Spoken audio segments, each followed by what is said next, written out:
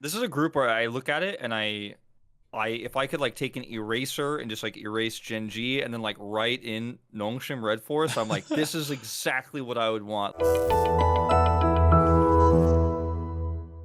Okay, so talking about Group C now, I was hinting a little bit about this group. This is a group that does not have an LCK team, but we do want to talk about it a little bit because Hama Life could potentially seed into this group if they do make it out of plans.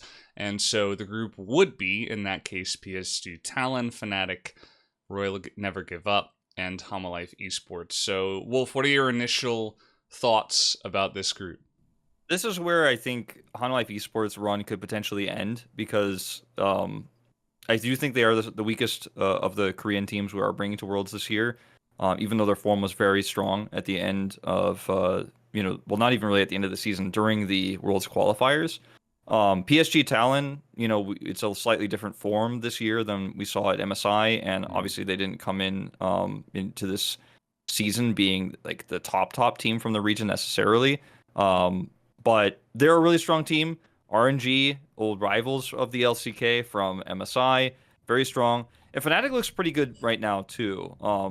I, a lot of the time people don't want to say like, okay, well, let's compare a Korean jungler to a European jungler or an NA jungler. That's just not fair to do. But if you compare Blippo to Willer, I'm like, I'm I'm looking towards EU. Like I'm Yeah. pulling my EU flag out because I just don't expect that that's going to go well for Hanwha Life Esports in that matchup against Fnatic. And other matchups like against Niski, I think Chovy will be fine. Against Adam, that one's a little bit more contentious, hard to say. But look, Hillsong's coming back to Worlds. Okay, this is going to be a really exciting group for Fnatic. And I don't think people should actually believe that if Fnatic get out of this group instead of Hanwha Life Esports, again, assuming that Hanwha Life go through, like we're kind of Hmm. making a lot of assumptions here, that that it's an upset even. Like I would not actually predict Hanwha Life to get out. I'd say given the group that we have right now, it's like RNG gets out probably, and then it's between Fnatic and PSG Talon in my mind as to who gets out of the group second, and Hanwha Life Esports might just end up falling out fourth. That's my initial take on this potential group. Yeah, it's pretty interesting as a group because I think a lot of people will look at it and on paper they will say, "Oh, this looks like one of the weaker groups, right? Maybe Group D is weaker comparatively, but when you look at this on paper, it's like, well, you got RNG, like yeah, they won MSI, but what's their form right now? They seeded third for the LPL. Fnatic, yes, they made it through, but like they're not the strongest team from the LEC. And then you have PSG Talon, which is supposed to be number one essentially in this group as the first seed from the PCS. But at the end of the day, like they're not like literally a wild card region, but it's like it feels like the wild card because nobody spends a lot of time watching their region and really paying attention to how exactly they're going to match up, so we really get the impression of those teams from the PCS when they come to Worlds, right? Like we saw PSG Talon at MSI. They performed very well, but at the end of the day they did not win, so people are like, yeah, they're good, but like who knows where they're at. So it definitely feels like one big question mark. Like I feel like Fnatic could show up in a big way and maybe RNG fall by the wayside, and then maybe it goes PSG Talon and Fnatic. I do agree with you. I think that if Homa Life do make it through, I think they will fall out of this group maybe in fourth. Yeah, I think that if we launch Hanwha Life Esports smash play-ins and get out of that group with LNG in first place, then it feels like a more compelling story that they get out of this group. But there's just so much variance in this group too. You're playing against three different regions, distinct styles, Hmm. as Hanwha Life Esports that sometimes are a little bit aggressive in the early game, but otherwise feel very rigid and feel very predictable. And they're also historically a team that's a little bit behind on figuring out the meta. So while they're figuring it out in play-ins, because they have to go through that extra stage, there's a lot more to study from them. They become a little bit more predictable in that regard too. So I would just close my thoughts on this group and say like, for me, there's just no way I could predict Hanwha Life Esports from advancing to knockouts right now. I don't think we're getting all four in top eight. Sadly, not this year. Yeah, perhaps not this year. I think it was Perks that famously said that if you do play through play-ins, you actually get a nice amount of practice and you get a good feel on the current World's meta. And especially because everything's so volatile, volatile. It feels like you're actually learning as you're going, and it actually benefits you by the end of it. So, traditionally you would say, oh, they're tired, there's a lot to study, and those things are true. I'm very curious to see what they can learn from play-ins. Again, if they make it through. Hoping that they make it through. But yeah, I mean, it feels like such a wide open group. I would probably put RNG at first and then PSG at second. I don't know what you would say, Wolf. For me, like RNG first for sure, and then I want to say Fnatic second, but I think that's the real question mark. So I'll just do like a Fnatic slash PSG talent on that one for me, and we'll see how the form looks on the day. But at the moment, it's really difficult to predict. Okay, well, we'll just have to wait and see what the form is like for all those 4 teams. So that's Group C, pretty wide open, and we'll just have to wait and see. So for our fourth and final group for Worlds, it is, of course, Group D, and this one does contain Mad Lions, the first seed from the LEC. It contains Gen G, the second seed from the LCK, and it has Team Liquid, which I believe is the second seed from the LCS. So, Wolf, what are your initial thoughts about this group? This is a group where I look at it and if I could like take an eraser and just like erase Gen G and then like write in Nongshim Red Force, I'm like, this is exactly what I would want. Like if Nongshim actually ended up somehow going into this group instead of Gen G, like from my LCK brain, I think, oh, this is such a great group for Nongshim. I think stylistically they do well against Mad Lions. It's a great group to get experience in because it's not an extremely hard group. You probably like get out second in this group potentially as Nongshim in this case. Um, but it's not Nongshim, right? It's Gen G. And for Gen G, I look at this group as no one will be happy with how Gen G plays in this group because in order to get out of this group in first, they will have to have toppled Mad Lions, which I personally don't predict to happen, but they would have had to do that, so people will be upset about it no matter what. Everybody loves to hate Gen G for some reason. Don't know why. Yeah. They're a great team. They've got a lot of great talent. Really nicely run team here in the LCK. But the thing is, I feel like because they'll probably get out in second, everyone will criticize them even more. I think the players have to go into this group with the mindset of like, this is tough. And like you and I watched the group stage or the group selection show together. Yeah. And I remember when they went in the group with Mad Lions, I was like, oh no, not Gen G with the Mad Lions. But if I think about it, I'm like, but what if Gen G was against Edward Gaming or against RNG? Yeah. Or what if they were going to that group with FPX? I'm like, oh, it just feels like the worst one for Gen G because beating Mad Lions compared to those top Chinese teams feels like way more realistic if you compare them to, especially FPX and EDG, right? RNG, whatever. But because it feels so realistic, it almost feels like Gen G are cursed to disappoint us in this group. And I personally, looking at this group, like Team Liquid, I'm not worried about that for Gen G. But personally, I think if I'm just looking at Mad Lions and Gen G right now, I think Mad Lions will actually do better in this group because Gen G won't be consistent enough. And yes, they did do pretty well last year going into the group stage, and they actually did dominate. But it's a Mad Lions factor because I think Mad Lions are super strong right now. Yeah.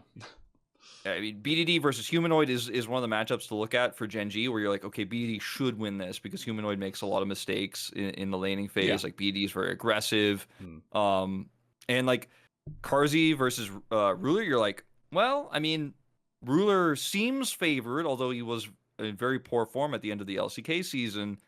It's just the more I look at it underneath the magnifying glass, I'm like, Armit, as well, coming up against what we assume will probably be Rascal. It's like, there's just a lot of ways this goes wrong, Valdes. Like, I feel like I agree on paper, like, especially stylistically. Like, I don't know. Gen G are not a team that are easily adaptable, right? They, for so many months in a row, it felt like, oh, well, if we lose game one, let's play Azir Jinx. That's just not going to work against LEC. It's not going to work specifically against the Mad Lions. Like, this is a team, it's no rogue. It's going to be a team that will laugh in your face. They will, kick dirt in your face and will, they will get down and dirty, basically. And Gen G is not a team that deals with that very well. But the one thing I will say about Gen G is that every year it feels like, we don't know how they're going to do, what's going to happen. And then they consistently make knockouts at least, and sometimes they make it to semis, right? And they've won it in the past, right? But that's kind of like going way too many years back. But at the end of the day, it's like stylistically, I don't feel good for them for this group, but knowing what they've been able to pull off in the past, I feel like inevitably, like I do agree, like people are just going to be unhappy either way, but I think they're going to get out of the group, and I think they're probably going to do pretty well in knockouts if it does get to that best of five scenario. I think that just having the experience of a team that has BD and Ruler on it, like Ruler's a world champion, these guys can show up when it matters most, so I'll give them that credit until they disappoint. Another thing to think about as well is that this is a group that LNG could place Yes. into. So it's like That's we what I were was talking about to about Group say. C, where it's like, oh, who knows about the form? But it's like this is a group where, you know, all those things being said, if LNG makes it through and Mad Lions are really on form and LNG is as well, maybe we don't see Gen G make it through. And you know, Team Liquid's there as well. I feel like we didn't mention them too much, but I don't have to high be hopes for Team honest, Liquid. yeah, to be honest, like I feel like especially this year, LCS as a region just did not impress me very much compared to other years, and we know how those other years went as well. So personally, I'm not really expecting too much from them. Team Liquid is also a team that's gone through like a lot of struggles this year in terms of how their rosters come together, which roster are they fielding, you know, Jack coming in as a coach and stuff like that. There's been like a lot of kind of swirling around Team Liquid, particularly as a team. Mhm. It is a cool story to see Core JJ like fight against his old team, kind of in Yeah, regards to Gen G being like Samsung from back in the day.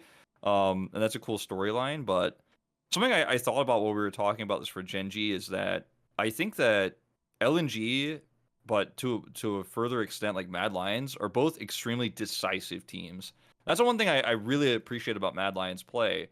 It's why they ended up, you know, clinching the spring season finals, because they were in a really rough spot in that best of five, and they were able to bring it back because they're decisive. They don't get nervous. They don't get panicked. They don't look at a strong team and go, "Oh, like I hope we don't mess this up." Like no, they have. It almost feels like Mad Lions is the scariest team in all of Worlds because they're so prepared for every scenario. Like they don't show up with a plan. They react with a plan, if that makes sense. yeah, And that's why Gen G, because they're a predictable team in terms of their drafting, they're a predictable team in terms of their play style. They're a very emotional team. If they lose momentum, they fall yeah. apart very quickly. I feel like Mad Lions is such a great matchup against that, because they're just not afraid of anything. And if you were predictable, they're just going to counter you. So it's very scary.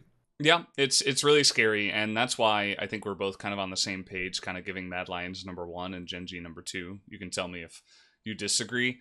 And then it really Yeah. depends on if LNG makes it through, because I believe they have to seed into this group because of the other LPL teams in the other groups. So Yeah, I think so. I think that's the big wild card. Like, sorry, Team Liquid, I don't think this is your year to like come in and upset Gen G or anything like that. But LNG, you know, they could absolutely do it. I would still, even if they make it through and they do get into this group, I would still say that Mad Lions 1 and Gen G 2 is the most likely scenario. Yeah. If we look at it from what we know only, because the LNG factor could mean, like I say, Gen G slash LNG, but if we look at what we know now, I would say Gen G second, Mad Lions first. I think people are not rating Mad Lions in general high enough. I mean, I think the European fans are, Yeah. but analysts as a whole are like really talking about Fnatic a lot right now. Where is G2 Yeah. and stuff like that? But I think Mad Lions actually is about to start like a new era for the LEC in this tournament, and also like in further seasons to come. So Yeah. yeah, I think they get out of this group first. Absolutely. I'm glad you mentioned that new era because, you know, Mad Lions against Rogue, you know, that was kind of touted as like, okay, this is the new entry, this is the new era of the LEC because everybody loves to talk about Fnatic. Everybody loves to talk about especially G2, but I feel like it actually opens up some opportunities for some of the other teams from the LEC to come in and really make you know, a stamp on this tournament without, you know, the everybody talking about G2 Cloud looming over you because they're just not here. So Yeah, it'll be really interesting. But yeah, Mad Lions 1, Gen G 2 is our expectation. We'll have to see, which team does slot into this group as well. But that just about does it for that group. So Wolf, we're done with all the groups. Any final thoughts before we do close it out here? Watch Worlds. That's all I have to say. It's going to be a great tournament. It's going to be really exciting. Yeah, really looking forward to it, and you guys will see us there as well doing some of the casting for Worlds, so I hope you do enjoy that. But that's going to do it for this WCG Close-Up, this World Special Edition episode that we do have. So thank you, Wolf, for joining me, and thank you guys for watching. We will see you on the next episode of WCG Close-Up. Have a great day.